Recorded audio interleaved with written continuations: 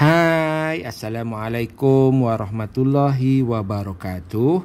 Bertemu lagi dengan menu air diet kat Sugar.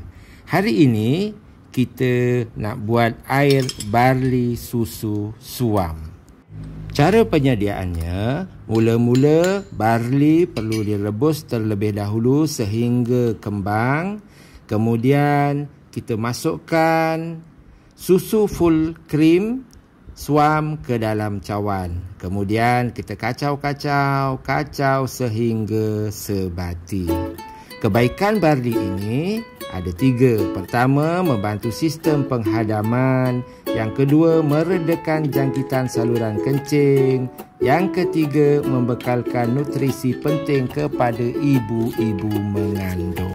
Semoga perkongsian menu air diet kat Sugar hari ini boleh menjadi inspirasi untuk diet kita ke arah badan yang lebih sihat untuk kita beribadah di bulan Ramadan ini.